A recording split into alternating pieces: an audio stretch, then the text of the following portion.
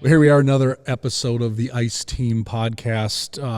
The gentleman I have across from me, for anybody watching, if you're listening, you can't see him, but he doesn't need an introduction. Mr. David Genz, the Godfather of Ice Fishing, Mr. Ice Fishing. There's so many terms we've given him, all endearing.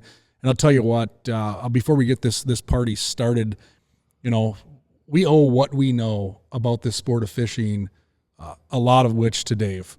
And I say that because in the sport of ice fishing, everything we do nowadays stems off of some type of belief, educational message, product that Dave's had his fingers on. And obviously the big ones are going to be obviously the fish trap. We know that. But if you even look back on the ways we fish, the mobile aspect of fishing, the way we do it, ice fishing in many ways is the way it is today because of this guy here. So Dave, I'm glad to have you on. Everyone knew this one's going to happen, right? Like, Ice Team's got a podcast. Dave Genz is going to be on it. We talk all the time, but this is going to be a little different angle on Dave Genz. We're going to talk about some of the stuff he's created, of course, but I want to take a giant step back, all the way back to your childhood, because some of this I don't even know. Let's go back to as a kid. Dave Genz, young Dave Genz, fishing. How did you get this spark for fishing, and how did it all start? Yeah, that is pretty interesting. I just noted this cup here, though. It says, I don't know what the question is, but the answer is fishing. And Makes sense. Yeah. And I was the baby of the family. You know, I was more like a single child. My brother is 12 years older than I am, so I never even really knew my brother till I turned 18. I could go to the bar and play pool with him because he was, married and gone. But I grew up on the Sauk River down in St. Cloud, Minnesota, and that was my backyard. So in the morning, you got up in the morning and you took off the door down to the river, and you didn't come back until dark, basically, because if you stayed home, then you had to weed the garden or mow the lawn or get the heck out of here. And obviously what we were doing, fishing, catching minnows. And I still do that to this day, go out and catch minnows, but that's where it all started. Or seining minnows, or, catching rough fish and selling them to the mink rancher for 2 cents a pound we had to get for carp back in them days. But the whole summers were spent by the river, the daylight hours. And it's funny, I'm, rekindling my relationships with some of the guys I grew up with that are retired now, and reminiscing is kind of fun with them guys, driving around, I think, last fall or the fall before last, the Sauk River, the water got real high, and I was able to take my jet boat and run up the Sauk River and look at all of our fishing spots. It's amazing how small that river is now compared to when I was single digits in age. It seemed like this big river. Now it's can I get my jet boat through that little slot over there? Yeah, and you did. I'm sure you squeezed right in there. I've been in your jet boat with you on the Mississippi. Good thing there's handles to hold on to at times. So. River fishing is in your blood. Correct. It still is. It's a big part of your life. I said I grew up, so I understood the current and, where the fish were behind the rock, in front of the rock. When I first moved to Minneapolis, I joined the Blaine and Fishermen and for our fishing outing, we hired some river guides. And I got the best guy the second day. And he was, totally impressed on how many fish I could catch in the river, because I knew where to throw my jig. I didn't, and that was kind of a start of my river career. That heck, this is easy. I know how to do this, and still doing it today. Yeah, I remember we've fished in the boat many times in the river. It's actually one of my favorite trips all the time is going out in your jet boat, and I can attest. Dave has actually told me, "I'm going to pull up to this rock. You see that rock right there? Yep. Cast right on that side of it." And he points. You can't see where I'm pointing if you're listening, but he points to a specific spot. I may miss the spot of hair, and you're not going to get bit there. Reel up, cast right there. I'll cast right to the spot you tell me to, and I get bit. So Dave is 100% truthful. I've seen it in person that you know exactly where to cast on a rock to catch a fish. So yeah, here you are as a kid fishing on the river. What else was going on? Were you an athlete? Did you play any sports as a kid? Or is it totally fixated on getting dirty outdoors? Yeah, pretty much getting dirty outdoors. I lived out of the city limits on the Sauk River. I went to high school, to Tech High School, and how did I get home from sports? And Yeah. my mother wasn't, I guess, into coming to pick me up. So, but we played. The neighborhood had a bunch of kids that lived in the Sauk River, all age groups. So that goes. The oldest one is the captain, and he picks the team. And we played football and baseball, and we had a baseball diamond we cut out of the airport field. Sure. And so that was my sports. But fishing is what we really did. Went down to a place called Himes Dam, and we could fish below this dam. And I remember taking my bait caster down there. With the I think it was plastic steel rod. I actually had a fiberglass rod and a reel, and pulled in this branch with this heavy line I had on it, and it was the jigs that were tied on that people had broke off their line, and that was my beginning of jig fishing. Took them jigs and started putting them on our lines then, and I guess I've been fishing jigs ever since. So you caught your first jig. Yeah, I caught my first jig. Exactly. How crazy. Yeah, that's funny because, I remember as a kid, I didn't live by a river, but fishing was so important, an important part of my life. And I remember how everything was like, so much cooler back then. Like you hook a stick with jigs, right? Now we hook it and we're like, oh boy, they're rusty. What am I going to do with them? Whereas a kid, that's a gold mine. Yeah. That's a treasure that you find. And I look at my kids right now, probably some of the age that you were when you're telling this story, and how everything excites them in the world of fishing. And how cool it is to see that look on their face. And I can only imagine young Dave Genz getting excited fishing the river behind your house, where some kids may have run home to do this, or this, and you're thinking about how I'm going to catch a minnow or go sell carp for 2 cents a pound. That's pretty awesome. Yeah, well, candy bars were only a nickel, so 2 cents a pound wasn't bad. Yeah, you could get a 10-pound carp, and there you go. You get a bunch of candy bars. Yeah, that's Yeah, that's awesome. So as a kid, you did a lot of fishing. Clearly, it's evident today that it's stuck with you. And then you get into high school years and that kind of stuff. And you said you went to St. Cloud Tech High School. Yes. Which is awesome. St. Cloud, maybe you want to touch on, it's very synonymous with you. You still live in St. Cloud. Live on the river in St. Cloud. When I live on the Mississippi now and not the Sauk. A little bigger. A little bit, yeah. And, I said, like, I got a jet boat, and that's where I spend from the 4th of July is when I got a cabin up north on a lake, and I'm there through the winter until the 4th of July, and that's when all the people show up at the lake because they're going to spend their July and August at the cabin, and there's way too many personal watercrafts and wakeboarders, and I come home to the river. By then the river's usually going down, and most of the people have left with their boats, and we're getting more kayakers and canoers all the time, but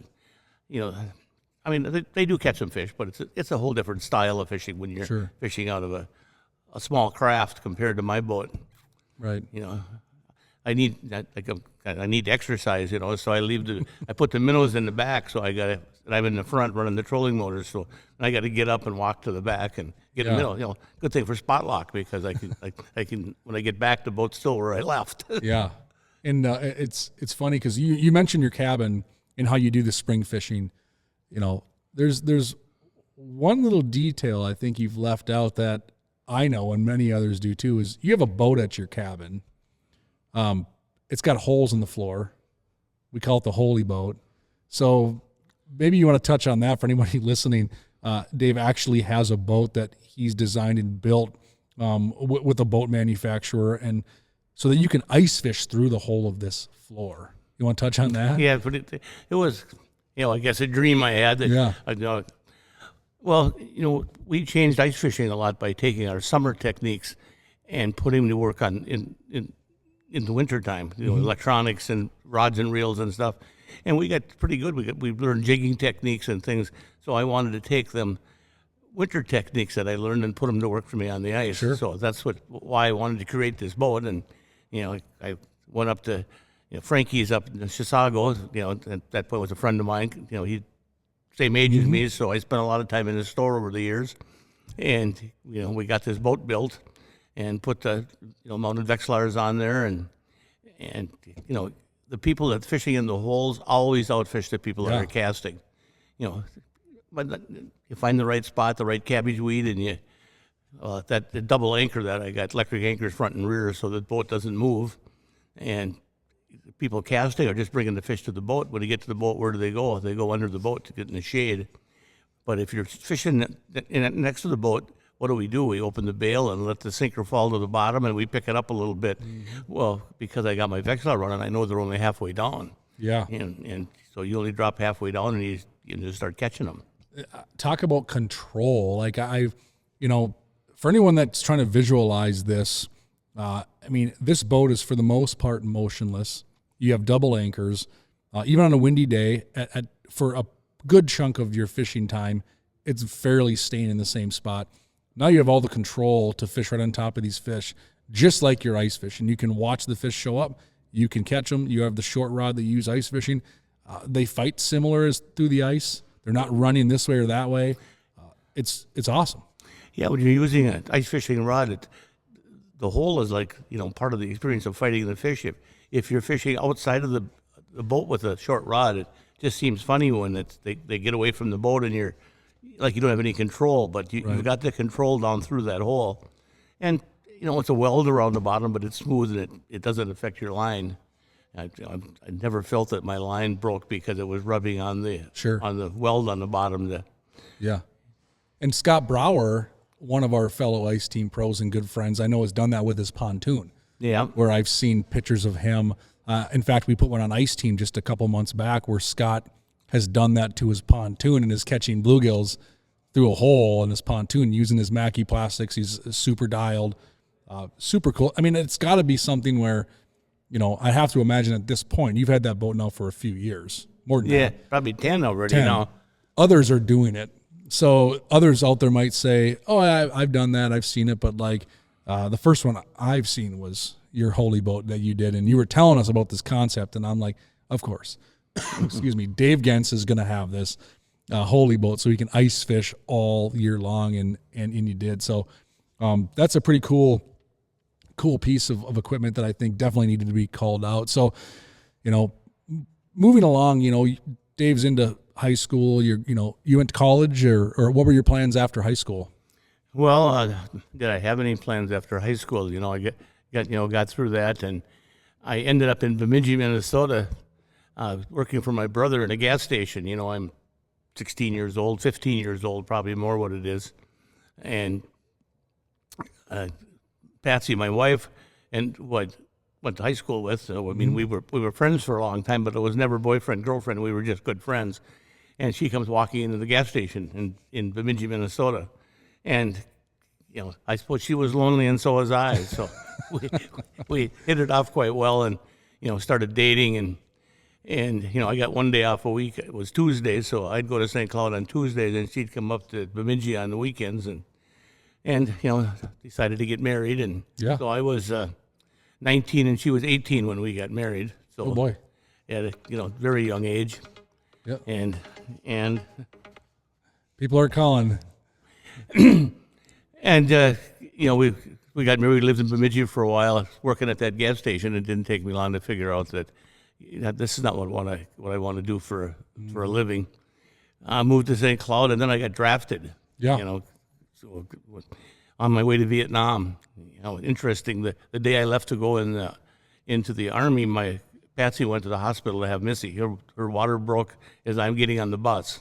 So your oldest daughter was born when you're heading to Vietnam? Well, I was just going into the Army yet. I hadn't had any training yet. Sure. I was going to basic training, and then I got done with basic training, and I went to AIT artillery down in Fort Sill, Oklahoma, and I hadn't seen the baby yet. So Patsy decided I better see this. So she loads up herself and one of her girlfriends, and they drive to Oklahoma. And we didn't have cell phones then. I'm not sure how I knew she got there. Yeah. But I knew she was there, but they didn't have a place to stay, so I stacked my bunk like I'm not going to get caught going AWOL, and got a place to live. And the next day I'm getting chewed out by the captain, and he at the end of the chew out, I said, "Well, can I live off post?" Yeah. And of course the answer was yes. And then Vietnam for a year. Year-long camping trip is how I kept my sanity. Thinking a year-long about that camping trip. Yeah, sure. But maybe it should have been a hunting trip. It'd be a better name to put it. You told me a story one time, and I believe I'm not misquoting that you drove the van in Vietnam, right? I drove a 5 ton. Someone asked who could drive, and you raised your hand. Yeah, it was a 5-ton truck, and I was an ammo section, and then the war was fought at night, so in the daytime I went to Long Bend. That's people out there that been to Vietnam probably know where that is, and got more ammo every day, and I also got to drive through Saigon every day, so that's not all bad. Sure. Oh boy. So continuing with Dave's story, I mean, spent some time in Vietnam. I did not know about when Missy was born. So you met Missy, who we all know here and love dearly, of course, right? Missy's a good friend of the family, and you'll see her at almost every show we do as well. You first met her in Oklahoma. Yeah, I guess that's when you first met Missy. Was in Oklahoma. I guess I could say that's when I held her for the first time. Oh, that's outstanding. So served some time in Vietnam, came back home. Then what was in store for Dave Genz? Well, while I was in Vietnam, my dad was disabled, I guess. Well, he had bone cancer, and it was getting in pretty bad stages. And he had moved up to Detroit Lakes, Minnesota, and lived on a lake. And, we had a few permanent-style fish houses that were out there on the lake. And he was sitting in a house one day and catching some fish, and somebody knocks on the door and comes in, and he had some fish, and he said, "Well, why don't you just let us rent this house?" So my dad picked up his pail and went to shore, and they rented that house, and now suddenly he's in the fish house rental business. And this couple that rented it had 2 fish houses, and they gave to him 2 nice, 1/2-inch plywood, 6x8 fish houses, skid houses. So now he's got 3 houses. Now, we had a 4x8 too, so we had 4 houses, and he's renting fish houses out. I'm in Vietnam. Yeah. And I get done with Vietnam, and I come home, and I'm down in Oklahoma again, and winter comes, and he needs help. So he calls the Army guy, basically, and said that Dave's got to come home and help me. I can't do it. So, I got out of I still served all my time, but I went home and went back in, got out. Now I'm in the fish house rental business. So you came home to fish houses. Yeah, and started renting fish houses out. Interesting, they were $6 a day back then. I could afford that. Yeah. And if you got a tip, that was really a big deal. But I had customers that came regularly from a father-son team from St. Paul would come up and rent a fish house from me, but they wouldn't even go in the fish house. We were outside fishing because I had a power auger, flug power auger, and I was drilling all these holes, and they knew enough to move to these holes, and we had regular customers that came, and well then springtime came, and suddenly there's no fish house rentals anymore, and I've got a wife, and actually I've got I still only had 1 child at that point, but I got to do something else. Sure. So I actually chose to go to school to the VOTEC in Detroit Lakes, and took up total energy. Not going to go into that story; it's a long story. And then the following winter came, and I rented some more fish houses out, but then I just had to move to Minneapolis. I mean, it was a pure matter of economics that you're in there. You can see that there's no future in working for minimum wage. But by the way, I was getting $1.60 an hour to drive this truck in delivering freight. So it wasn't. I had to threaten to quit to get $1.75. Big pay raise. Big pay raise, yeah. And then went to moved to Minneapolis, got a job at American Linen as a maintenance engineer, run their boilers and fix their equipment. But I had this nice big maintenance shop that had all these tools in it that I could use or learned how to use while I was there. And well, now I got to go to the fish house because my dad was a road construction worker, and he didn't work in the winter time. When I grew up, and my brother grew up, he still worked in the winter, and was a big deer hunter. Well, when I got old enough to deer hunt, my dad had quit. Yeah. He didn't want to go deer hunt anymore. He wanted to go ice fishing. So it was the week of Thanksgiving. Then we're out looking for ice with a chisel, walking around on thin ice, trying to catch fish. And of course we did. And so now I'm hooked on ice fishing now. This first ice stuff, and we just gotta see where I'm going to go next from this here now. Yeah.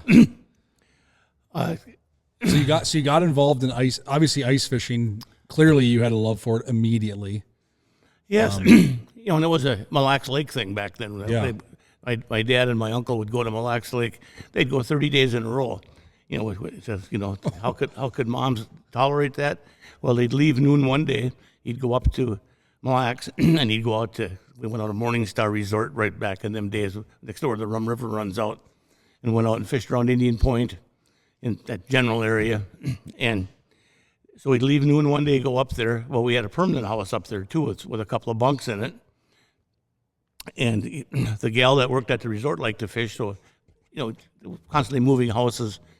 So we would fish in that area till dark and go back to the shore, go to the cabin, get up in the morning, go back to fish what you learned, and at noon he would leave. So we left noon one day and got home noon the next. So he was home every day. How could mom get mad? It's like a job. Yeah, You that's still it. come home at night Yeah. or whenever. And obviously they got, plenty of walleye back in them days. Yeah. And, well, we had a 52 Buick Roadmaster at this time, and it had this big straight 8 in the front for a hood, but it had this little bitty trunk. Well, that's what they drove back and forth to the lake. Sure. So they had to get 2 fish houses that would fit in the back of that trunk. And my Uncle Gene made one that flipped up and down like the fish trap does, not much smaller than the original. It was smaller because, back in them days, you only could fish with one line, and you fish walleyes with a bobber. So how much room do you need to watch Sure. a bobber floating in a hole? You need a light to see it is about all you need. And my dad made one that was 4x4 and with outside poling, and you picked up the wooden top and hung it from and it picked straight up. Sure. But it wasn't made for pulling around. It was, anyway, they had them 2 fish houses. So that's when it got to be in my family, which is, a long time ago. So now we're back in Minneapolis at the maintenance shop, and I'm into ice fishing. So, the other guys in the maintenance shop, in maintenance, there was, I think, 10 of us at the time that were keeping the thing running. They went ice fishing with me, and we built a few different models. We know some of those guys, don't we? Yeah, well, Rick Johnson would probably be Yeah. the most one. That's where I actually met Rick. Was there, and he's still a avid ice angler, and kind of dropped out of the promotional scene. Yeah. And that just happens. Pretty soon you don't want to travel around the country. I still enjoy going to, seeing your friends that I have all over the countries. Yep. Yeah, Rick took a nice break, and he's picking raspberries and doing fishing and going hunting and traveling. And then it's been a few years since I've seen Rick, but Rick, I guess is and was an ice team pro. So I always thought it was funny that you guys connected at that point. Yes, and then they decided we had too many maintenance people there, so there was a layoff, and Rick was the lowest seniority, so he's the one that left, and it was a good thing for him because he moved on to another company and became chief engineer there, and had a good retirement. Things happen for a reason. Yeah, moved up north, and still lives in the bush. Mm-hmm. I hear from him once in a while, and it seems like he's enjoying himself. So now we got to build fish houses, I guess. I'm having a good time working, making a living, raising a family, living in one of the suburbs of Minneapolis and in an apartment building. And I ended up. My wife wanted a house, and I, you can find a house that the payment's not any more than our rent, and done deal. Well, of course, it took her about 3 days. Is all it took. Yeah, and we're moving. And we were sitting on the couch one Saturday morning, watching the fishing shows.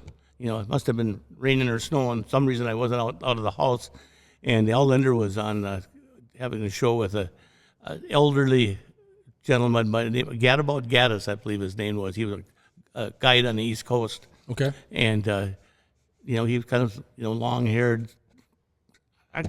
just an older guy. And Al asked him when he was going to retire, and he looked at Al and says, "Al, I'm not doing anything I care to retire from." And I turned to my wife, and I said, "I'm going to make my living in the fishing industry." And that was kind of the beginning of the quest. Yeah. And but I didn't even think about building fish houses yet at this point. It was I joined the Blaine and Fishermen, and went fishing with them people. It was kind of interesting. I was just so amazed to go to these meetings, and they had all this knowledge of, because Fisherman Magazine was there, and they had all these maps, and it was phenomenal that I just thought these guys were the greatest fishermen ever. And then I went fishing with them and found out they didn't know what a bite was. They couldn't. How can you catch all them fish? I don't know. They bite on my line. I catch them. You know, I never fished a plastic worm, but I was good at jig fishing. Well, pretty much what's a plastic worm? Casting a plastic worm up in the reeds and fishing it like a jig. Exactly. And so that was, the progression through that. And so finally I convinced my wife that, about that I'm going to make my living making fish houses. That was the hardest part, is convince her she's going to sew these things. And I mean, our first ones, that we got one sitting there next to us there, that, I mean, she sewed the pipes all in, you couldn't even see them. Now you recruited some help. Yeah. Well, she sewed the 5 the first time she sewed them, and that's one of the original here. We made a plywood box to mount it on, and that was a friend of mine, Tom Roof, who lives out in Idaho now, not too far from Cascade. Okay. And he said his specialty was building boxes, so he's the one that kind of created the box. And we'd already built a few different ones, but so it had a little storage compartment and a sled to pull around. And one of our first outings in his house was up to Pelican Lake up in Orr, Minnesota, and the big bluegills were biting back. We're talking in the early 90s now, or the late 80s probably, the early 90s. And it was kind of a windy day out there, and we come up with these fish houses, and there was, 50, 60 people up there fishing this lake. And I spent more time out of the fish house putting other people in it. And, they go, wow, where'd you get this? And, then I definitely seen that, this is going to work. People want this. They understand that we're comfortable out here. We're fishing much more efficiently because the wind's not blowing on our line. And plus, when you do catch one, nobody knows that you caught one, so they're not moving in on you. Yeah. And if you fish in a hole and leave, and if they don't know you caught one, they don't go take it. Right. If they seen you catch one in there and you leave, somebody would go get in that hole. And we have, for those of you watching this podcast, the one right behind me is one of the original 5. So this is one of the models Dave's referencing that was sewn around the poles. His buddy built the wood box, put this in. I mean, it is a sight to be told. And if you look at the newest model behind David here, there's some probably components, some fabrics, some materials that are different, sure. But the concept of this is really not changed.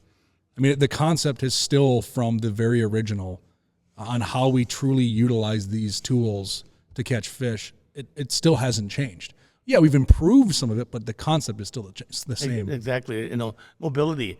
I said my dad was, we were far from rich people, but he was the boss on this crew. So when the first Swedish augers came about, spoon augers, he bought the best one he could buy. And that's how I learned to drill holes, is with the spoon auger. But the one that actually came from Sweden, and it was a heck of an auger, had an offset handle, which means you turn it with both hands and not one. Sure. I had no idea. First auger I'd ever seen. But that's how I learned how to drill holes. Yeah. And, during a foot of ice, 18 inches of ice, I could pretty much burn right through that in my younger days with that spoon auger. Yeah. Got thicker than that, then it got to be a pain because you had to scoop it out before you could keep drilling. I remember as a kid, I had a Mora hand auger, a blue one. I think a lot of ice anglers maybe listening to this, they had that at some point. And my dad to this day will still joke about how fast we could cut holes. I shouldn't say he made me cut all the holes, probably like your dad did when you'd go ice fishing. How fast you could cut through that ice. I'm not looking to go back, but how quick you could cut through that, especially when your adrenaline's pumping, waiting to see what you could catch. And it's funny you mentioned. I always loved listening to your stories with the fish trap and some of the advantages. And you always bring up, people can't see you catch a fish when you're in it. So we have a joke in the fishing league that I run that if somebody flips a trap, one of 2 things is happening. Well, one of 3. They're on them. They're sorting fish, or they're eating lunch. So, that's what a lot of anglers, because then they don't see a high set of fish, and someone goes, hey, there's fish being caught over there. So I think it's funny that that continues to be a common theme on a fish trap is, I can hide from people seeing me catch fish. And Pat Smith told me that years ago when we worked together at Thorn Brothers. He goes, "Oh, the only time you'll really see me flip the trap is if the wind's howling or I'm on them, and no one can see what I'm catching." Well, it was interesting.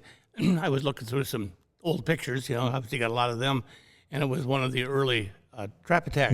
And everybody had their little white houses, and most of the people are in their houses, and if you go to a tournament now, there ain't nobody in the house. Right. Everybody's outside.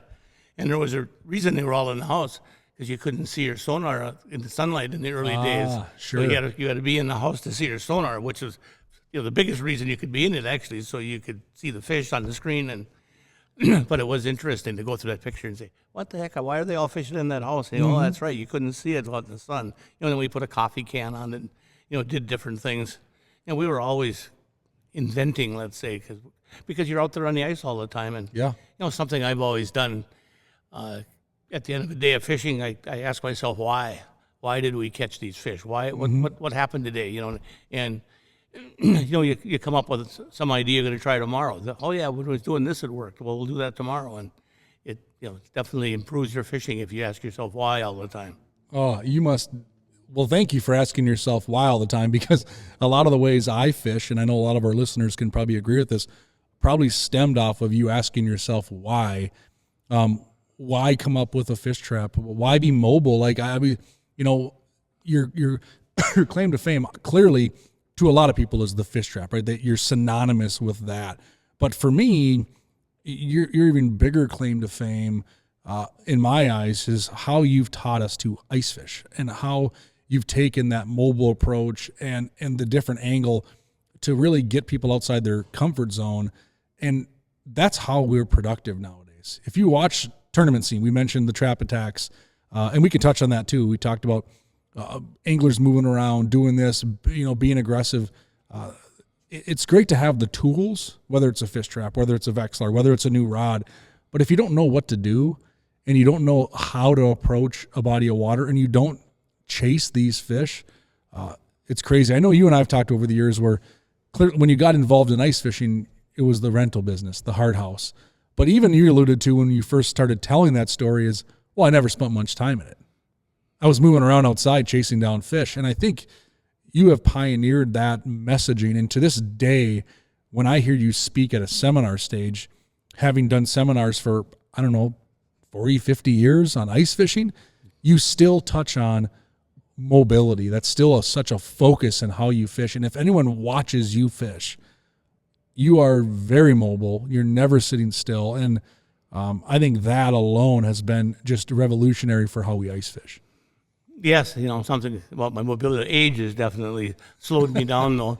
But, now I can pretty much fish off my snowmobile. I can do everything from that snowmobile. If I get off, it's probably to help get a fish out of the hole. I'll Sure. get off, and I can get back up then from kneeling down because I got something to hang on to. As you get older, you struggle to get up from the kneeling position with nothing to grab onto. Sure. So, the snowmobile has made it actually easier for me and kept me mobile. Yeah. But I'll go pull up to a hole that's already pre-drilled, let's say, and throw that transducer in the hole. And if there's nothing there, and I know there's fish in the area, I'm not going to drop my line down even. If there's not, if we're searching new water, then I drop my line down once to see if anything shows up. But Sure. If there's nothing down there, you can't catch them. Yeah. In the history of the sport, back in the rental houses days, and even the ice castles of today, it's more of a waiting game where you're in a basin somewhere, and the schools of fish move around, and you're waiting for them to come to where you are. And if you happen to be there when they come through, I always say catching fish is easy. It's being where they are when they're biting is the hard part. That's a valid point. And when I watch you on your Bearcat, your snowmobile, if you're not moving, if I look over, let's say in a 15-minute span, and I see you in the same spot, you're probably catching something. Or honestly, this is what you do very well, and you're going to be humble about it, is you interact with people like no other ambassador this sport has. And if you ever see Dave at a show, I've had shows, Dave, and you can attest to this, where I have to come up to you and say, go eat lunch. It's 3:00. You haven't eaten anything yet, or you're on the ice and you won't even be fishing, but you'll be having a conversation about fishing to somebody. the whole time. So it's always awesome when we're on the ice with Dave, whether it's doing a photo shoot, whether it's Ice Team University, whether it's any function, kids event, whatever. We've had you out to tournaments. You spend a lot of time teaching. And I think one of the things I admire about you the most is how, whether the person's a 4-year-old or a 94-year-old, you sit and take the time to speak with them about fishing until all their questions are answered. And I think that's something our young promoters that are listening, or even guys my age, I'm going to be 40 in May, can listen to and take to heart, that if there's any person in the sport of ice fishing that has earned the right to go to lunch first or not have to sit there all day and talk, it's you, but you still do it. And it shines through, and everyone can see that passion, and it just it makes all kinds of sense as we talk through your story. So yeah, I learn in a lot of these conversations, and I'm sure you could say the same thing. Some of these questions you get, you knew the answer, you just didn't know the question. Sure. They ask you this, and it goes click in your brain, and you tell an answer, but you said you didn't know the question. Yeah. And that's how I felt. I've learned a lot visiting with ice anglers on their lake, and when it works, when it doesn't work, and it's a good thing to strike up a conversation on the ice. And that's another great thing about ice fishing, is that you can commute with the other people on the ice. In the summertime, if you're in your boat, if you're close enough to talk to somebody, somebody's mad. Good point. But ice fishing, you can, that's just the way it is. I mean, people don't like when they take your hole, but you don't mind if they take the one next to you. Sure. And a cool thing we should touch on as well. I mean, we've gone through some progression. We've gotten to know Dave as a kid. Dave served in the military. Thank you for that. Obviously, we're understanding the history of the fish trap and how it comes to fruition. And it's been a baby of yours for decades, literally decades. You made the first flip over a fish trap. But one thing I find interesting too, when we've talked, is how many different states you've ice fished in. So like the story of Dave never stops. I think it would be cool to go back to, you mentioned Trap Attack, and I think we should definitely touch on that. That was the original ice fishing traveling tournament circuit, where you traveled the country competing. You've told me the story a bunch, and I know the backstory of it, but maybe you want to touch on the importance of Trap Attack and how synonymous it was to educating people as you travel to these new towns and put on these events, and then the outcome when you would leave. Maybe touch on that a bit and how that's been such an influential part of ice fishing. Yeah, as we traveled around, I think, Mark Strand was my ghostwriter through the years, and very good friend, fishing partner. We did a lot of good things together, and as advice to anybody that thinks about getting into the industry, it certainly doesn't hurt to have a good ghostwriter, because unless you're schooled in that, it's hard to write a decent article that you don't use the word I. Sure. I know that I struggled with. I did this, I did that. That's not what people want to read. Mm-hmm. And so a good writer is important, and get things done on time. Right. Mark's awesome. But I think Mark and I created the name Ice Belt, because we were on the go. We got to know Tony Dean out in Nebraska, and I got started going down to Iowa, and to start with, I went to northern Minnesota, and that wasn't the best choice, because they were really set in their ways in their hard houses. And then eventually I got over to Eau Claire and got down to Des Moines, and pretty soon over in South Dakota, and then I was able to quit my job, and that's what I gave myself for my 40th birthday on November 28th, and so now I don't have to come back to go to work. Mm-hmm. I should backtrack. The reason I could do that is the Euro larva. We should not talk about the Euro larva. Yeah, you had a nickname. Yeah, the Maggot Man. The Maggot Man. Yeah.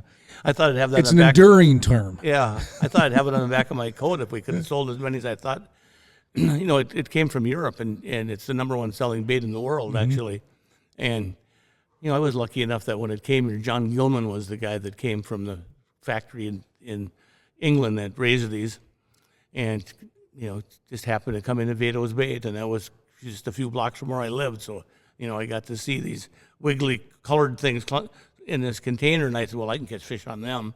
And got involved and started a Midwest Direct Live Bait then, and we shipped bait to 5 states out of my garage. But that's what allowed us to get enough income coming in that I could quit my job and, go do selling fish houses the right way. I didn't sell fish houses. I sold ice fishing. Sure. I taught people how to ice fish. This is how I do it, and this is what I use. And Right. It's still the words you should use. This is how I do it. Tell, not sell. Yes, Yep. exactly. And that's what's really exciting about Ice Team this year, that we're kind of back to that. That was the original Ice Team when we started it. That's what we were doing. We were, as I said, traveling, doing these tournaments. We had mini sports shows in these towns then. And, people would come and we would basically tell them how we're going to catch fish in their lake.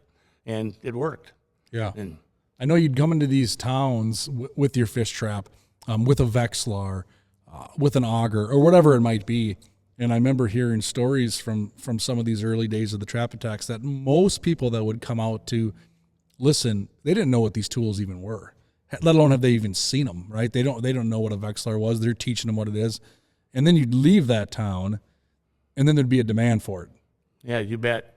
It was crazy. And when you got to these towns and you're going to put this tournament on, most of the people that came to the tournament came from the last one. They were travelers. The local people didn't want to fish against the pros. Mm-hmm. Well, then after they were there and they've seen them fish for a week, they found out they were fish just like they did. I mean, they weren't pros. They just had better tools. Right. And once they got the tools, you'd come back next year and all the locals are into the tournament. Then some of them were successful, some weren't.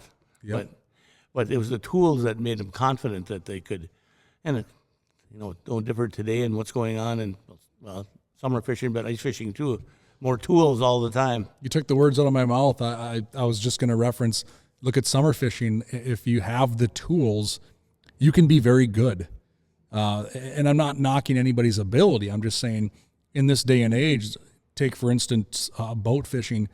You have spot lock, you have forward-facing sonar, you have side imaging, you have this, you have that, you have shallow water anchors. If a person can afford all of that stuff, boy, do you have an upper hand right out of the gate. Without even any ability, you have an upper hand.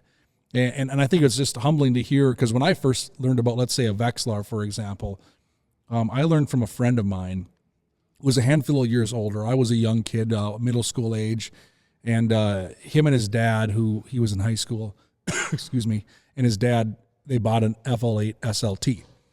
And he's like, oh, you got to get a Vexlar. And I didn't know what that was. I mean, I was probably 12 years old. This was 30-ish years ago, and I didn't know what it was. And he showed me, and I still didn't comprehend what it was because he set it up on a table in his basement. I'm like, that's cool. And he's like, well, it shows you the fish, it shows you the lure. But when I got to use it for the first time, the addiction isn't even a word. It was an obsession to see your lure go down, a fish come up, catch the fish. It just made us starving for more. And I can only imagine how some of these anglers felt during trap attacks. And I followed the Ice Team religiously at that point, following your newsletter. You did a newsletter all the time. In the beginning of the Ice Team? We didn't have internet. We didn't have social media, knowing what that was. We didn't have cell phones that did anything other than maybe call. Novel idea, right? That's what it did back in the at 25 cents a minute. Just call somebody. And we would read these newsletters. And I remember following, you'd go to Antioch, you'd go to Rhinelander, Wisconsin, you'd go to wherever it was. Brooklyn, Michigan. And they would learn. And then the following year, you would go there again, let's say for a tournament, and they were all in fish traps. They were all running augers. They were all running Vexlars. They were understanding how to fish without a bobber. And it was truly the ice fishing revolution, in my opinion. That's when everything changed. No doubt. It was a fun part of my life to go see all that. And I still have friends from all them locations you just mentioned that we went there and fished with them. And they become a better ice angler. And, and now, I'm just trying to fish more states. I have on my schedule for this year is heading east, starting on, I think it's December 28th, I think, is we're starting our adventure north into Michigan, and from Michigan to Buffalo, New York, to fish with Scott Bauer and Mackey Plastic. Go fish some of the Finger Lakes, Honey Oy and Silver, lakes. Yeah. I've fished them several times before. nothing new, but and Don Cox from Mullen, Nebraska, he's gonna come along on this adventure, him and his son. And then we're going to go up to Vermont, New Hampshire, and do a little fishing there. Then it's to venture to Massachusetts, Connecticut, and New Jersey. And there's guys that are fishing this tournament, Jamie, that were there last year, because I was out there the last year of these tournaments, but they had a warm December last year, and the ice wasn't safe. So we're all the way out there, and we turned around and came home and started fishing in Minnesota. What's unique about making a trip east in January, and I did that for a number of years, is you fish first ice here, and then you start heading east, and you continue to fish fishing first ice. Oh boy! You know, the only thing I haven't figured out yet, and you should, is I have no idea why I don't go south and fish last ice and follow it north. You know, instead you wait up north, you wait for it to get here. Yeah, and you've ice fished in pretty much every state that gets fishable ice. Well, like I said, Massachusetts. You're about to cross the last ones off your list. You know, my goal is 26 states, half the states fish through the ice. And I know you fished a ton of them. And it's funny because you also fished, I believe in 1 year, you fished, let's see, was it 7 months? Did you have a year where you fished November, December, January, February, March, April, and May? Yeah, we did do that 1 year. You know, Holy cow. Like the first week in May, there was still ice. Well, you know, there's been ice on opener in parts of the state. I never went walleye fishing through the ice in May, but I'd like to say I was a little bit smarter than that, because there can't be a lot of ice left in May. Just to wrap your head around that, to think about, you've iced 7 different months in one ice fishing season, you were on the ice. It's crazy to really wrap your head around that, where I think of most of April, I'm in my boat. You know, and we're here in central Minnesota, but to think, oh boy, like that's a crazy stat. So you're gonna make the trip east again, which you've done many different times. You fished a lot. It's funny. I just had a conversation a couple weeks ago with Big Jim. Yeah, Jim McLaughlin up in Canada loves you dearly. You guys have a rich history, and it's funny you were talking about through your travels how you've met these people and built these friendships, and Jim's clearly one of them. And we reminisced a bit, but even some of the guys and gals that are on our pro staff now, our promotional team, are individuals that have come to our table, call it, because you met them in your travels. You know, Jamie Vladika. You just mentioned James in Vermont, an invaluable partner to ours on the East Coast, who runs that tournament circuit that was brought to us because you made a trip out east in typical Dave Genz fashion, talked to every single person you possibly could. I've seen you walk into a retail store, and the first person you see, which could be the clerk, is going to get a fishing conversation. You're not walking past anybody without talking about fishing. We were at Shields yesterday. I'm doing a live podcast or a live feed for their page, and you talk fishing the whole time with everybody you see. They don't have a choice. So if you don't want to talk fishing, go down a different aisle than Dave Genz, because he's going to corner you and ask, what are you catching? What are you using? Oh, what do you think of that? And I always love people's expression when they do the turnaround and they realize it's you. Oh my gosh, it's Dave. And then they light up, right? So I think it's cool how your travels, and you still travel. You still do, how many miles do you think you put on a year ice fishing? I'm still probably in the 30,000 miles a winter, I would guess. I put on. It was 50 back in the busy years. Yeah. 30,000 miles, yeah. Still traveling, teaching ice fishing. And the craziest thing, and we'll get in, I mean, I don't know what we're at for time. We've been probably chatting for an hour, and we could chat for days, Dave and I. And we're going to get into some products and stuff and touch on a few tactics and techniques. I know people are going to want to hear that too, but you're still developing stuff, which I find it's crazy. Obviously started with the fish trap. You've been very influential on the Vexilar side of things. They still have the Genz pack that's out there. A true mobile electronics system for ice fishing, which, again, you're synonymous to me on that side of things, building a wood box. The blue box you see on all the Vexilars is called the Genz pack. No. I mean, your brainchild. So that's changed the way we've ice fished, even to modern ideas with things like the silky. I'm sure all of our listeners know what that is by now. At the beginning of last year, they didn't, right? it was the most viral thing we've probably done at Clam, where you've again pushed the bar with artificials and ways of fishing and being efficient. And if you look at, if there's a term that I could use as an overarching term for a lot of what you've done in this industry, it's efficiency. Fish house, Vexlar, this. So, I mean, I don't want to ask you what's next. That's a question that we can ask at the very, very, very end, and I'm not going to let you answer fully because people need to just wait and see, right? Because you're always thinking about what's next. But okay, so we got the trap attacks. You've done all this traveling. You've met all these people. What else? What else is in the story of your ice fishing progression? Well, baits probably, technique. The Ken Matheson is a name that you're familiar with. Kenny. Sorry that he's passed away because he was a great fisherman. But, him and I became friends because we asked why. I guess that's probably because, and I remember him introducing me to that lead wire hook. Do you remember that? We went and bought some 1 amp fuse wire from Buzz. It was for the fly tying industry and just wrapped it around the hook. At one point I had my girls making them. I gave them, I think, 2 cents a piece to wrap this lead wire around the hook. I don't understand why I'm not fishing that anymore because we would catch fish on that with no bait. Yeah. Just this lead wire going down there, imitating our zooplankton in the water is what it was doing. And that's where some of these jigging techniques, that rapid pound, because Ken and I both went to the University of Minnesota and got some research papers on zooplankton and Daphne and discovered that they can swim they can't stay stationary. If they quit moving, they start sinking. So if they want to stay where they are, they got to keep wiggling they don't have fins. They got little tentacles that stick out, and they got to keep wiggling them to stay in that position. And that's where the jigging technique came from. Oh, that makes sense. Then they can dart quickly for a foot if the fish is approaching them. Now these are tiny little things. If you look in your ice hole, you can see that some of them are a little bit bigger, but you measure them in millimeters, so they're not very big. But they can dart a foot.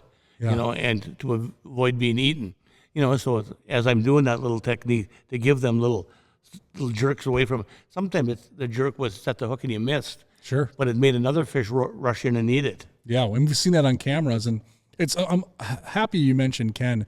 I first met Ken a long time ago when I worked at Thorne Brothers, and it's funny you mentioned the wire because when he first started coming into Thorne Brothers, that's why he came there.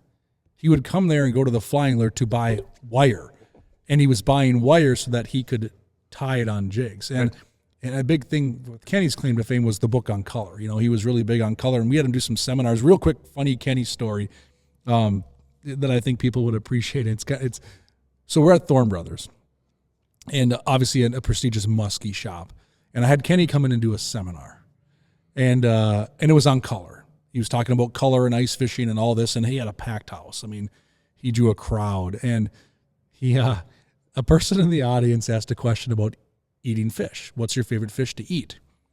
Kenny's like, honestly, like my favorite thing to eat is pickled muskie. And we're at Thorne Brothers, right? This is the muskie headquarters of the world.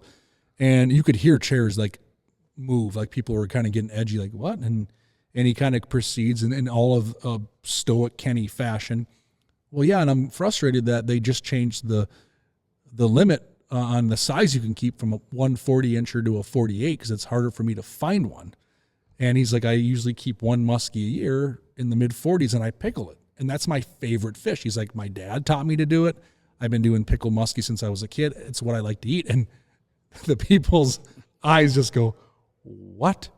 And I kind of had to quickly step in and be like, all right, we'll move along to the next topic here because I didn't want Kenny to get beat up in the parking lot. And that was just Kenny, just always real. But yeah, it's funny that people you meet along the way and what you teach each other and feeding off each other. And I find it very interesting how you said you went to the University of Minnesota and did some research to find out some of this stuff. So clearly, very important to you, the sport of fishing. Because we didn't have the internet, Google and YouTube, and Siri didn't answer when I hollered. So you'd go to a library, and it's funny because China, along that same timeline, the library side of things, books. I mean, I remember seeing Dave, you in every book. There wasn't an ice fishing publication, even to this day, where you're not quoted, where they're not trying to tap into your information. VHS tapes, watching you use maggots on some of the In-Fisherman's secret videos is synonymous with me and my love for ice fishing. As a younger kid, I would ride my bike to Anoka County Library down the street, and I'd rent that VHS tape. And I swear I'd darn near burn that thing out because I'd watch it so many times this time of year, right? November, October, getting excited for ice fishing and just watching how some of these techniques and tactics come to fruition. But then also going back to, you mentioned jigging, how we still use some of those same techniques to catch fish to today. You know, I mean, what does it take? It's not the same every day. You need a large arsenal of techniques, of little jigging things. You know, sometimes, you know, somebody's catching a bunch of fish because they're doing something so little different than you're doing. You know, I said, you know, generally, you know, I'm up at the top, but all of a sudden when somebody is not, you got to pay attention. Right. You know, Pat Smith, another name that's familiar to both of us, he talks about watching me fish. You know, I didn't know that he took his cigarette and he burned a little hole in the side of the fish house. He could put his eye on it so he could watch me fish. That sounds like Pat. And he wrote that article, Get Your Dabble Down. Yeah. Which is almost like a royal treasure to the ice fishing world, right? And he would tell you, if Pat was sitting here right now, that a lot of that ideology and reasoning behind why he wrote that was watching you fish and what you've done, and compounded off of some of your success and things you've taught him with the pound, which is a jigging technique that you reference often. Pounding. Yeah, it's kind of funny what the pounding is, you know, it's tapping, I guess, would be, but it just doesn't sound, you know, big enough to, so we don't tap, we pound it, but it's little short vibrations of the rod. And like I said, it was back to the zooplankton that the Daphne has to continue to swim in order to maintain without sinking, and so the fish are attracted to that. Yeah, and you even, I know, I think back to Ice Team 20 years ago or whatever, and 15 years ago, and you developed lures and tackle. I mean, we have Clam Pro tackle here now, which you've been influential on developing and coming up with concepts, but you go back even before that even existed, you would make specific lures based off of how you wanted to fish them, right? Yeah, with small jigs that fish heavy. Yeah. You know, that was what you know, and you know, probably the Genz worm was one that was specifically designed to catch perch in Devil's Lake, North Dakota. And all I did is added the sinker. I didn't like sinkers on my line because you fish the sinker and not the jig then. And I added it to the end, and it made it balanced. And I mean, you can go to Devil's Lake right now and go to Woodland Resort, and there'll be a pail half full of that lure yet. Yeah. But that was an interesting adventure out there too, to go out there and meet Zippy and Jason and actually we schooled them pretty well that time, because we came with Gensworms and maggots, and they were fishing Sweeties, pimples, and minnow heads, you know, or minnows, and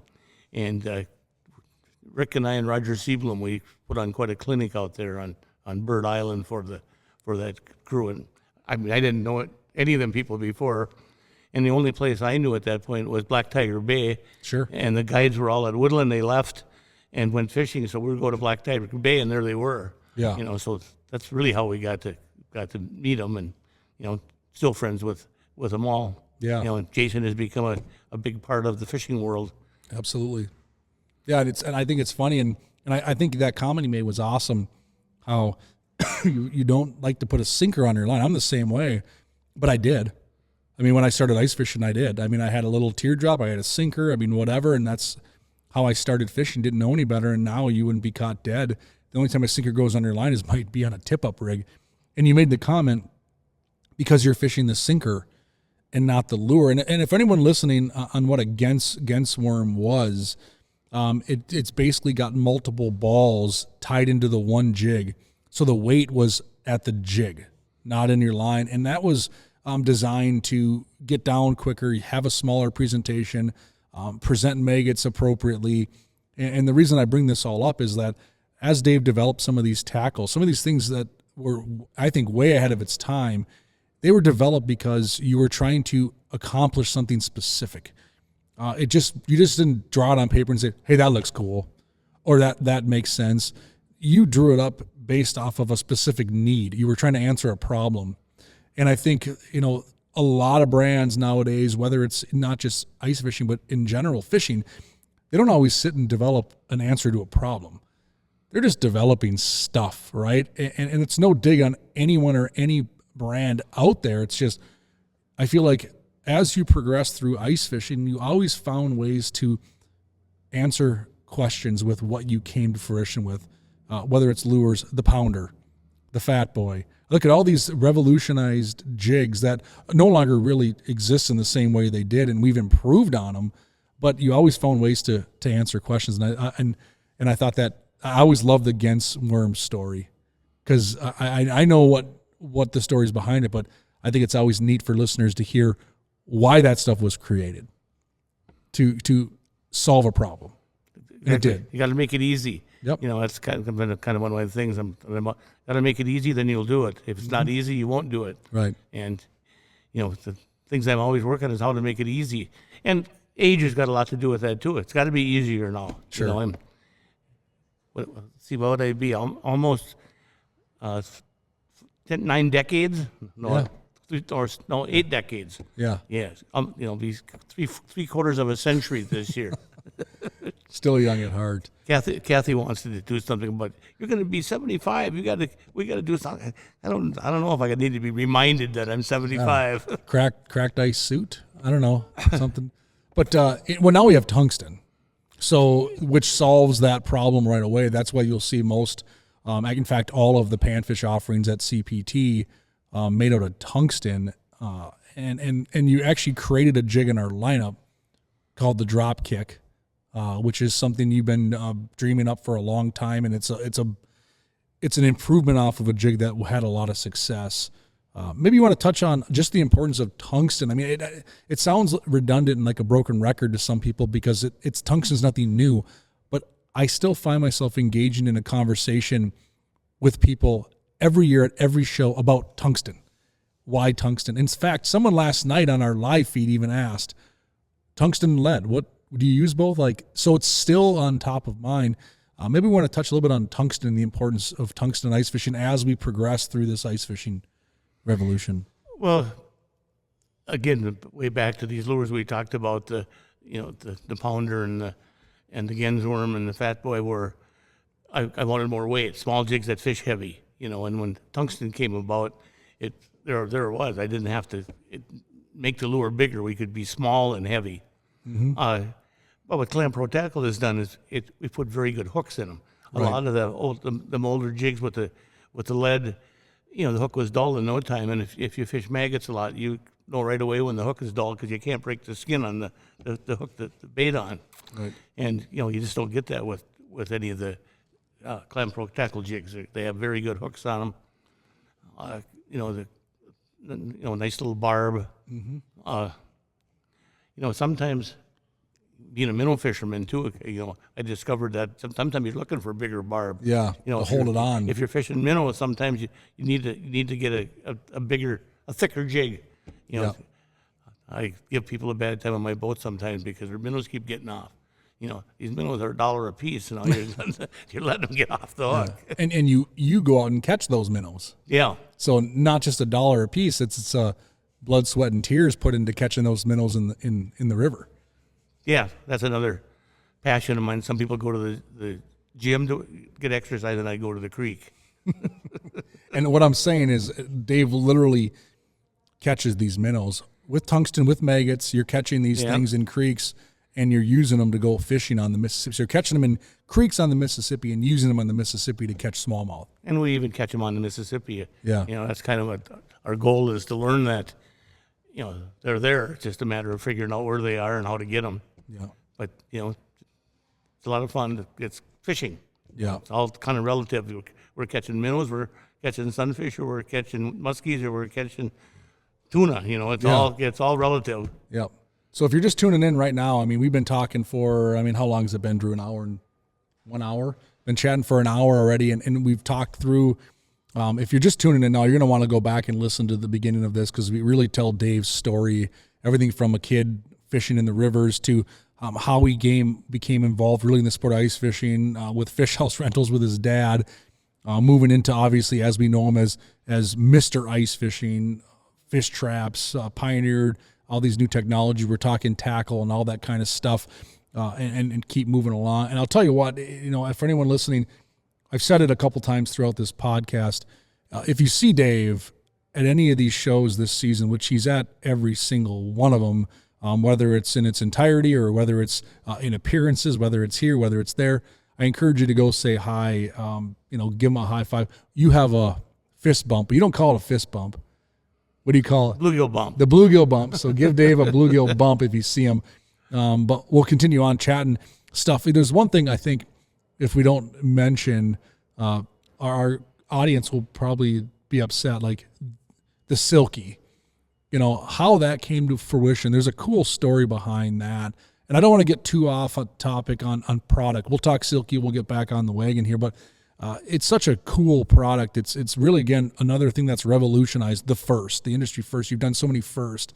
Maybe you want to talk about the history of the silky and how it came to fruition, because this wasn't just like an overnight, that sounds cool, let's try it. There's a pretty cool story behind that in itself. Yeah, well, one of the young people I grew up with, Jim Shopuk is his name. He lives in Sacramento right now. He moved out of Minnesota because he couldn't handle the cold. His Understandable. His car broke down, and he had on penny loafers, and maybe no socks for that matter. And he had to walk quite some distance because he's broke down. And he made up his mind right then. He was getting out of Minnesota, never coming back. And he became a jeweler. Sure. And a jeweler has tools that, I don't know, smaller, can do things that I can't. I don't have any tools like that. And he come back and we fished and, swapped stories and got him out ice fishing. And so he's coming up with ice fishing ideas. And some of the first things he made was unbelievable how you can't expect me to catch fish on that. It's not going to work. And then all of a sudden one day he comes with this silk put through actually the first ones, earrings with it pushed through your ear, the little silicone bead that goes on the back to keep it on. That's what he had strung this silk through it. I still don't know how he does that, how he gets it go through there. And as soon as I seen it, I said, well, bobber stops, that's what looks like what you need. And yeah. But bobber stop is too tough. But we got these silkies, and this name came afterward. We didn't have a name for them at this point yet, and we started fishing with them. It actually started in the summer, and God, we could just catch everything on them, And they were making all different shapes and sizes and lengths, and then Clam got involved. John Crane, we took him out, and he was quite surprised that we caught all these different species of fish. And now we've got another nice silicone bead that easy to put your hook through, and the length of the silky and stuff has all been tested. That's the best way you can do it. Yeah. And it just looks natural in the water. It flows so evenly. If anybody has seen a mayfly larva, wigglers, if you're going to buy them in a bait shop, if you're in Michigan or whatever you buy them, when their tail is flopping in the water, you'll see these little hairs on the outside that are floating up and down. That's definitely what the silky looks like. And then you team it up with maggots or some of these plastics. It makes the plastic look even more alive. I mean, Scott Bauer, their Mackie Plastic, done a great job making silkies lifelike and moving. But the silky can add to that even. And I always got a silky on my line, basically. But if I'm searching, just starting out, I'll probably put a few maggots on it too. But we've located some fish, and you struggle catching them. You can just move, or a lot of people don't like the moving part because it's not easy for them. And then you start going through your bag of tricks to make them to bite. But you got to stay mobile until you got fish on the screen. Right. And I remember when the silky first came out. Well, before that, I remember being in conversations with Dave. We see each other often, and you were kind of teasing me about this thing you're working on. I got the next best thing. It's awesome. And this was probably a couple of years before it even came out. you were testing it and playing with it and tweaking it and redesigning it and doing this and doing that and how many threads and this and that and number of things to get it perfect. I remember you telling me like, this is a big deal. And, you're always coming up with ideas and concepts, and we talk a lot, but rarely do you use that term. Like, this is going to be a big deal. And I remember it came out and we started fishing it and we use it on everything, not just a tungsten jig. I mean, Drew here with our team behind the camera outfishes all of us putting it on the bottom of a tikka minnow. He puts it right on the treble hook there and with no bait or nothing and just goes. We've seen it put on the treble hook of a spoon. We've seen it fished so many different ways, and they come in a variety of colors.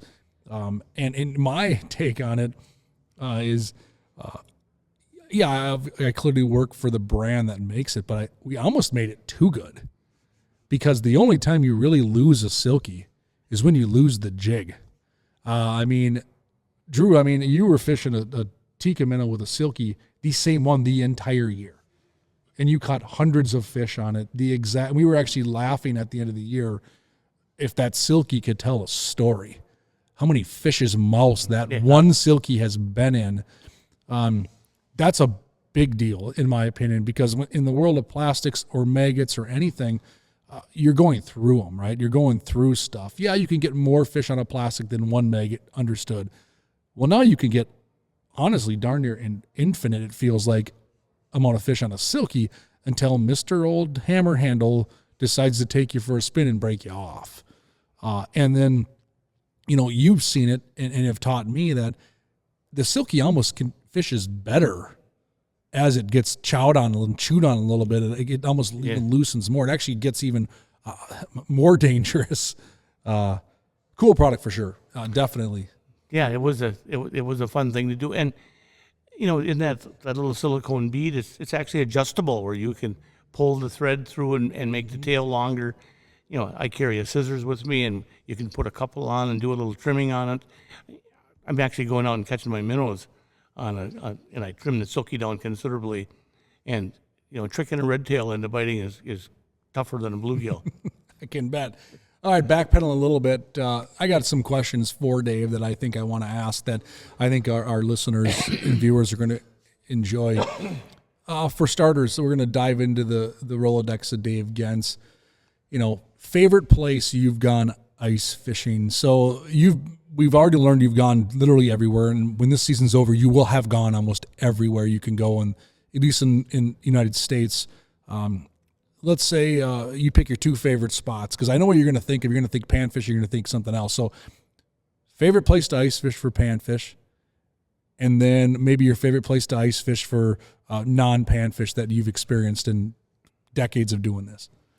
Well, it's really hard, my years of chasing panfish. If you'd have asked me, 15 years ago, I would have said Valentine, Nebraska, because that's where the big ones were biting. So that's kind of the answer is where are the big ones biting right now? And that's, watching the internet, watching Facebook and things is one way, but are the stories all true? That's the problem there. But, I've got contacts all over.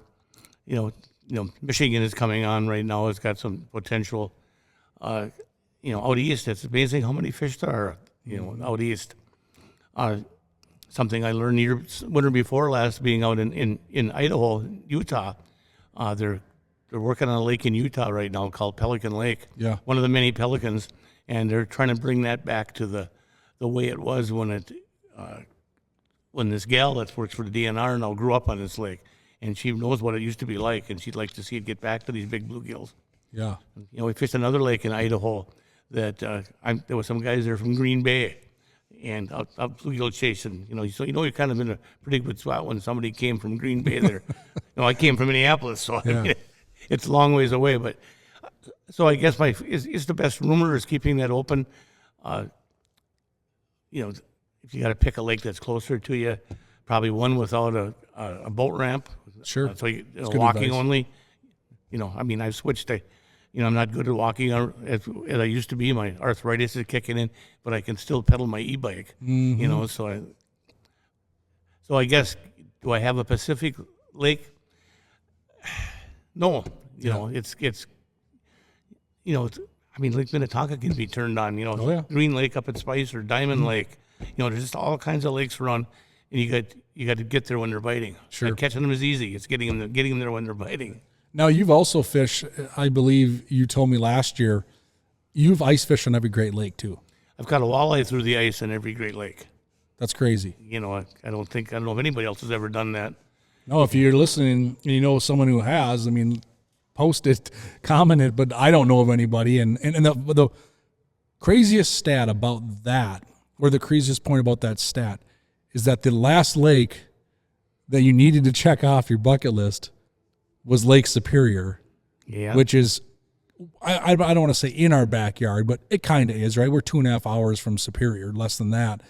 And that was the last one to check off your bucket list, was catching a walleye on Lake Superior. I would not have guessed that. I would have guessed that was probably 1 or 2. I would have figured Erie, you would have caught one on Michigan.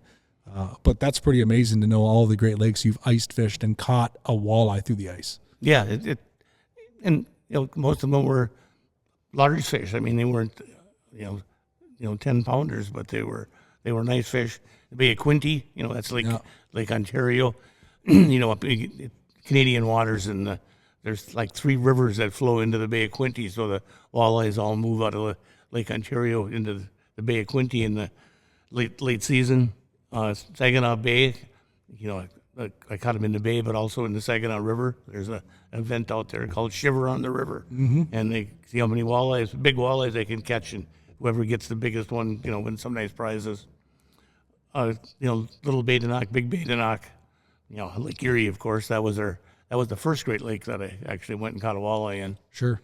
That was first day. It was 4 of us went out there with my snowmobile with the trailer on behind, and the first day we caught none. The second day we caught 4, and the third day we caught 57.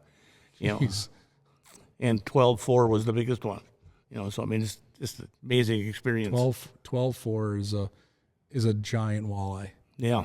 So seasons, this is always a good question. Like early ice, late ice, midwinter. I guess if you look at your season for the 7-month, there'd be a bunch of seasons. But let's break it down 3 seasons. If you had to pick one season, early ice, midwinter, late ice, which one and why?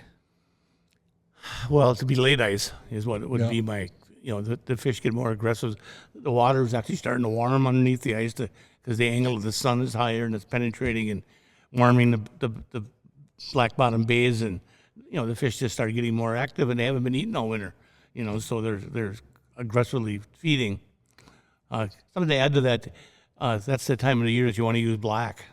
Oh, sure. Because the black bugs and things absorb the sunlight and became active. That's the time of the year that, black dropkick and a black silky is an amazing bait. Yeah.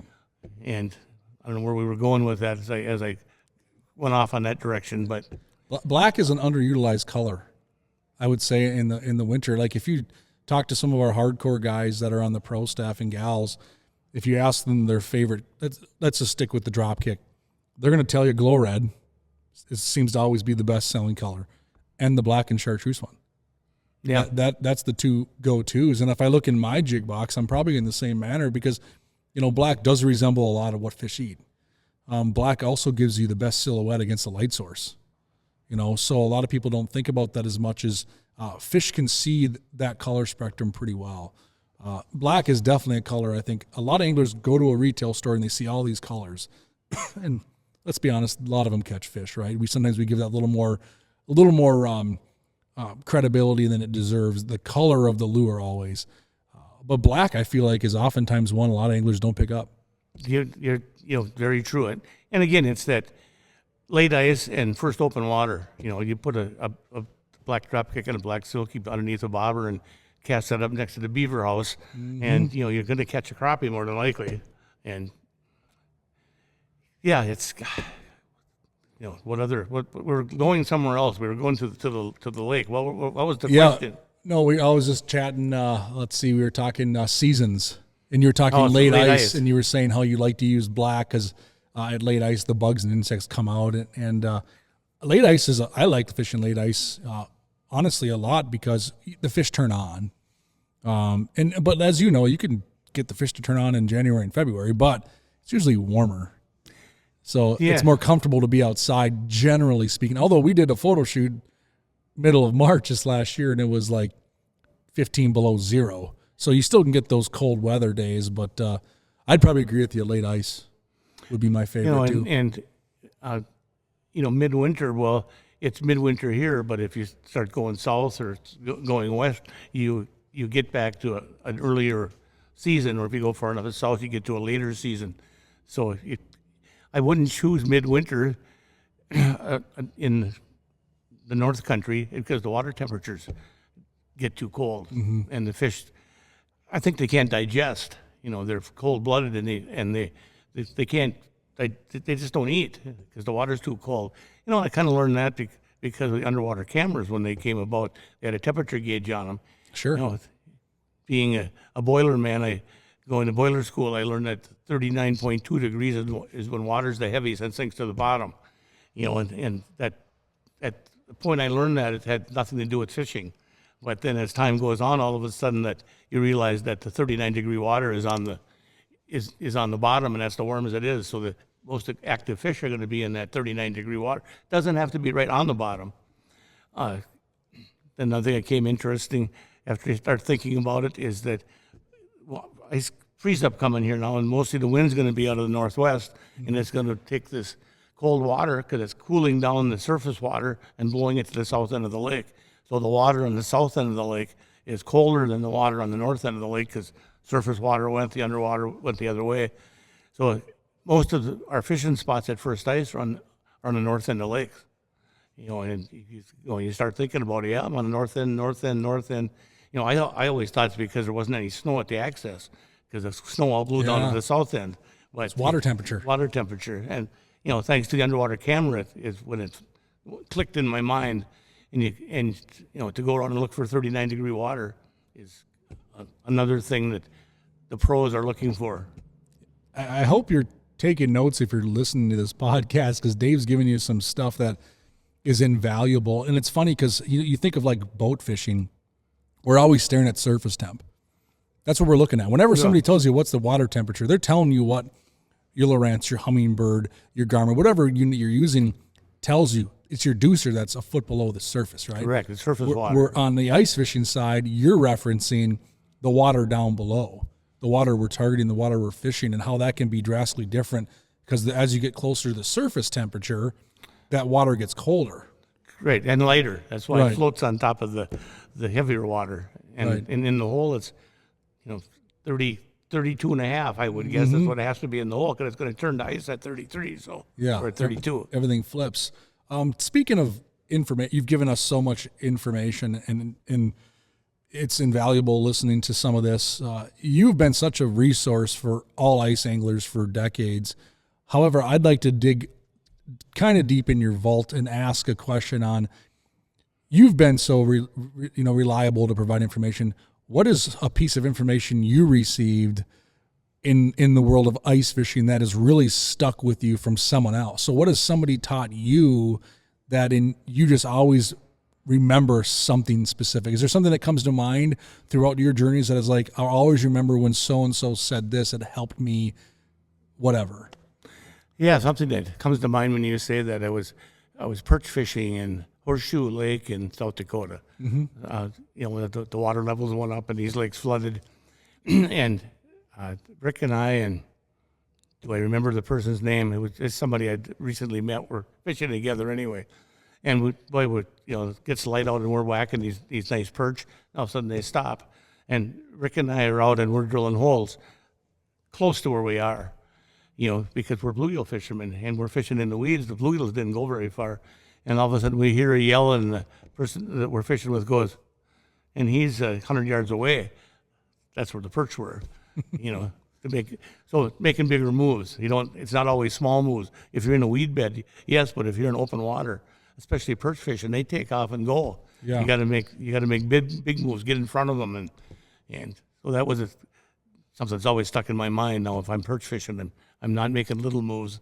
I'm making big moves. And that makes a lot of sense, and I find that cool because it can also be species dependent, where if you're fishing bluegills, let's say in a weed bed, our move could be 5 feet. Yeah. But I do find it true with perch, like you said, these fish that are running big flats or basins or transition lines, that if you watch, let's say some of these really hardcore perch guides out there right now, whether it's Perch Patrol, whether it's our team in South Dakota, whether it's a Tony Roach, right, that's guiding these big expansive bodies of water, they're not punching holes every 10 feet. They're punching holes every 15, 20 yards to stay on where these perch could be moving, because they know that these fish are going to move distances. And we've even seen it to where when we've been out fishing with Zippy and his team on Devil's Lake, where they make like drastic moves day to day. I mean, they don't go back to the same spot. It's very rare, at least Zippy explained to me, that we go back to the same spot tomorrow. We may go back to the same area. We might be 300 yards away, and we're still fishing that same school we're trying to stay on. So that's good. That's good advice.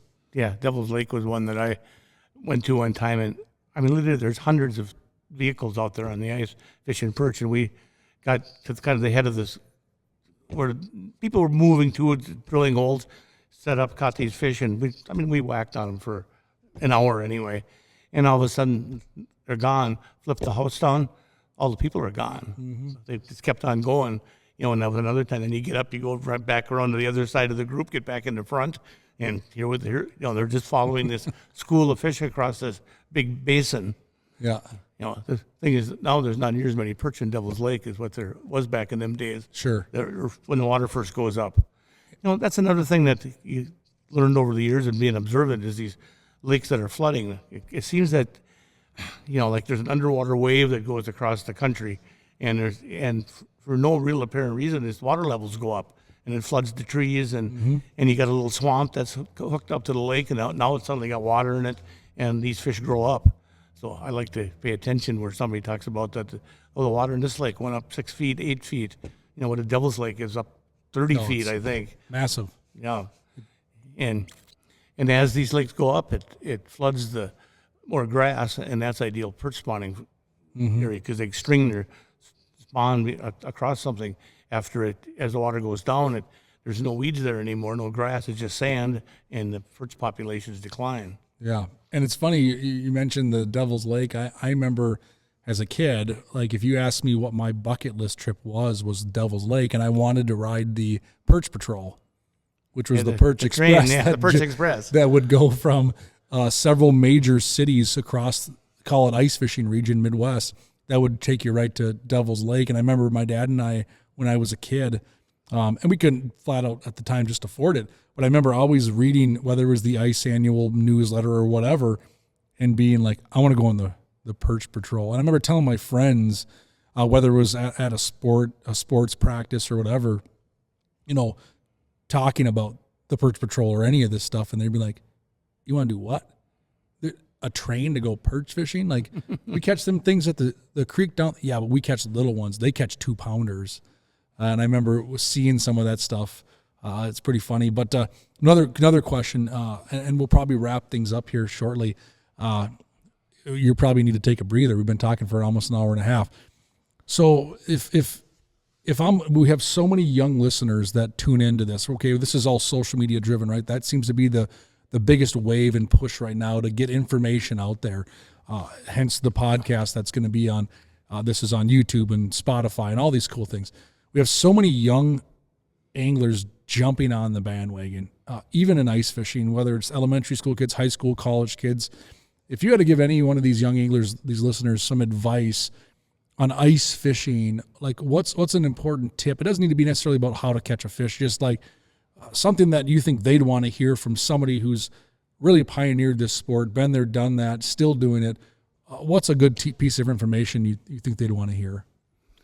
Well, I think one important thing, and I, again, tell this to single moms or dads that are out there, is you want to make sure you're fishing prime time, meaning sundown or sunrise. Don't go out there at noon and with not dressed properly, and you're cold by 2 when you go home and you didn't catch nothing. Sure. Go out there at, this time of the year, 4 o'clock, and fish till 6, and you're more than likely going to catch something. And then all you have to do is kind of go where the people are, because then people know that they're going to start biting at these times. But time, and then of course it's having that Vexilar. You hear that all the time. You got to have a Vexilar well, these are so expensive. Then you got to come back with, well, you bought him a cell phone and you got him a Game Boy, Yeah. and but you can't afford a Vexilar to take him fishing. And once a young person goes out fishing with a Vexilar, he finds out it's a video game with live flares on the other end, and you're hooked. Yep. I can attest to that. My kids, they love their Vexilars or micro underwater cameras or something. It gets them off the couch, gets them doing things. That's phenomenal advice. And yeah, you can tell right into the bitter end of this podcast, Dave's still talking about efficiency.